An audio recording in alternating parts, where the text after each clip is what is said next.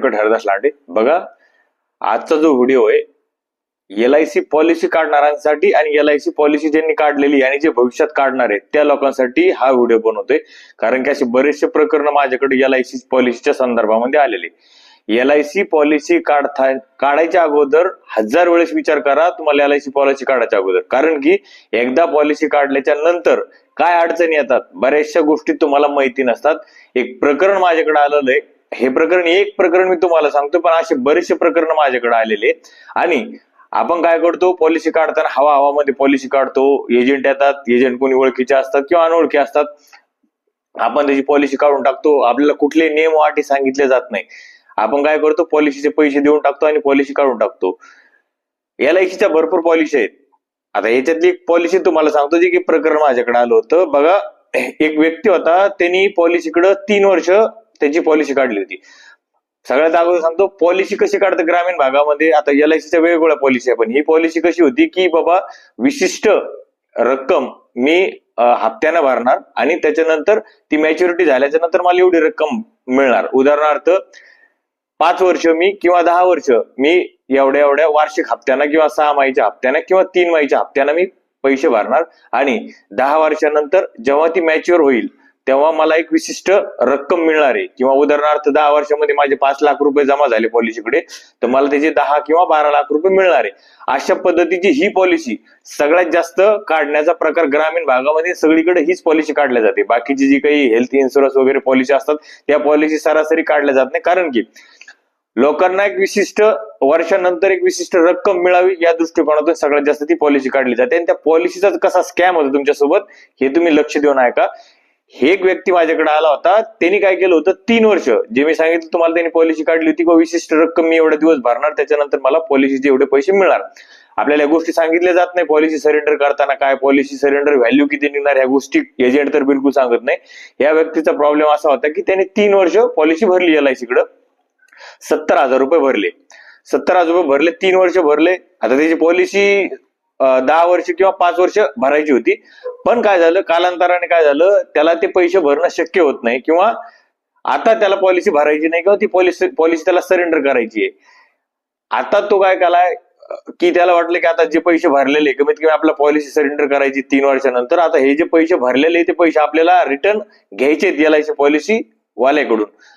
जेव्हा तो व्यक्ती पॉलिसी ऑफिसला गेला आणि त्यांनी विचारणा केली की माझी अशी पॉलिसी, मी 3 वर्ष सलग हप्ते भरलेले, मी 70,000 रुपये हप्ते भरलेले, आता मला ही पॉलिसी सरेंडर करायची आणि मला माझे 70,000 रुपये भरलेले परत द्या.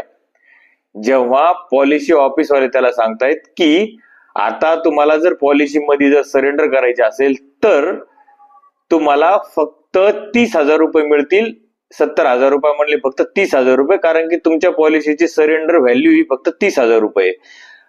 त्या व्यक्तीनं डोक्याला हात मारून घेतला की जर मी भरलेले 70,000 रुपये जे की पॉलिसी ऑफिसनं किंवा LIC वाल्यानं मोफत वापरले, ते मी जर आता मला जर ते सुद्धा जर मला मिळत नसेल तर आता काय करावं. अशा पद्धतीचा प्रकार तुमच्यासोबत घडतोय आणि ही गोष्ट कोणी सांगत नाही. बघा, आपण काय करतो ग्रामीण भागामध्ये सर्रास काय करतो, पॉलिसी एजंट मध्ये पॉलिसी काढून घ्या, मस्त पॉलिसी आहे, कुठल्याही टर्म्स अँड कंडिशन नियम अटी आपल्याला सांगितलं जात नाही. पॉलिसीवाला येतो, आपण काय करतो, पॉलिसी काढतो, त्याच्यात भरपूर गोष्टी ते आपल्याकडून लिहून घेतात आणि बऱ्याचशा प्रमाणामध्ये जो काही फॉर्म असतो त्याच्यावरती आपण सह्या करतो. ज्या गोष्टी असतात त्या सगळ्या इंग्लिशमध्ये असतात. ग्रामीण भागामध्ये इंग्लिशमध्ये कुणालाही नियम अटी कळत नाही किंवा ते वाचले जात नाही किंवा एजंट तर बिलकुल सांगत नाही. एजंटचं काम फक्त एवढं राहतं की तुम्हाला त्या पॉलिसी घ्यायला लावायचं आणि पॉलिसी खरेदी केल्याच्या नंतर त्याचं कमिशन त्याला मिळतं. त्याचं कमिशन मिळाल्याच्या नंतर त्याचा विषय या संबंधात संपून जातो. अशा पद्धतीचे स्कॅम LIC वाल्याकडून सर्रास होत आहेत आणि सध्या बरेचशा प्रमाणात काय होतं, सध्या ग्रामीण भागामध्ये एखाद्या व्यक्तीने पॉलिसी काढली, 10 वर्ष पैसे भरायची पॉलिसी काढली आणि पॉलिसी काढल्याच्या नंतर दरवर्षी त्याला 20,000 रुपये भरायच्या हिशोबाने पॉलिसी त्यांनी काढलेली. कालांतराने काय होतं, आपण पॉलिसी काढताना खूप जोशात पॉलिसी काढतो की नाही मला एवढ्या वर्षानंतर एवढे पैसे मिळणार आहे, दरवर्षी 20,000 रुपये भरायला काहीच अडचण नाहीये. मग काय करतो, कालांतराने पहिल्या वर्षी जोशात पैसे भरतो, दुसऱ्या वर्षी सुद्धा जोशात पैसे भरतो, 3 वर्ष आपण लगे एक चांगल्या ह्याच्या पद्धतीने पैसे भरतो त्याच्याकडं. चौथ्या वर्षी काय होतं, आपली आर्थिक परिस्थिती ढासळते किंवा आपल्यावर अशी परिस्थिती होती की आता आपल्याला ती पॉलिसी भरणं शक्य होत नाही किंवा पॉलिसीचे पैसे शक्य भरणं होत नाही, म्हणून आपण काय करतो, पॉलिसी भरत नाही.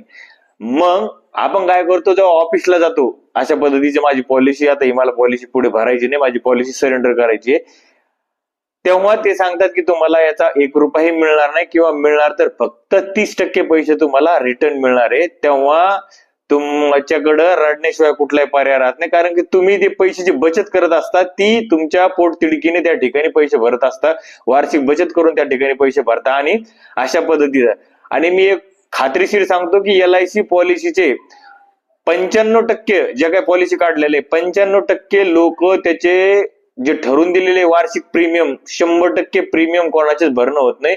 90 ते 95% LICच्या पॉलिसी ज्या आहे त्या मध्येच बंद पडतात आणि बंद पडलेले पैसे सगळे LICला प्रॉफिट म्हणून राहतात. अशा पद्धतीनं LIC सध्या असे जे काही लोक आहे ज्यांनी 2-2, 3-3 वर्ष पैसे भरले आणि त्यांना ते रिटर्न भेटले नाही, असे लाखो हजारो करोड रुपये LIC कडं फायद्यामध्ये आणि त्याच्याकडे पडू नये ते पैसे. आणि असे हजारो लोक आहे की ज्यांचा अशा पद्धतीची एक प्रकारची फसवणूक झाली असं म्हणता येईल. आता कसं आहे, कायदेशीर गोष्ट असल्यामुळे याला फसवणूक मानता येणार नाही, पण सगळ्या गोष्टी तुम्हाला सांगितल्या जात नाही, त्यामुळे ही सुद्धा एक प्रकारचा स्कॅम आहे आणि ही सुद्धा एक प्रकारची फसवणूक आहे. तुम्ही पॉलिसी काढताना 1000 वेळेस विचार करा LICची, कारण की LICची पॉलिसी काढल्याच्या नंतर आणि पैसे भरल्याच्या नंतर तुमच्याकडे रडण्याशिवाय कुठलाही पर्याय राहत नाही. बरेचसे लोक पॉलिसी काढल्याच्या नंतर 2 वर्ष 3 वर्ष जोसात पैसे भरतात आणि नंतर पॉलिसी बंद करायला जातात, तेव्हा त्याला कळतं की आपण मुद्दल पैसे भरलेले सुद्धा आपल्याला फक्त 30% पैसे रिटर्न मिळणार आहे.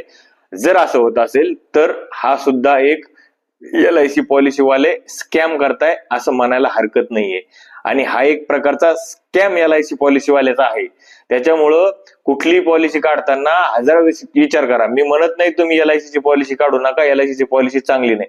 तुम्ही LICची पॉलिसी काढायच्या वेळेस 1000 वेळेस विचार का करा म्हणतोय, की तुमच्यामध्ये पुढचे ठरवून दिलेले वर्ष, तेवढे वर्ष जर रेग्युलर पैसे भरणं होणार असेल तरच तुम्ही पॉलिसी काढा. कारण की 10 वर्ष जर पैसे भरायला असेल तर तिची मॅच्युरिटी परत त्याच्यावर 5-6 वर्ष असती.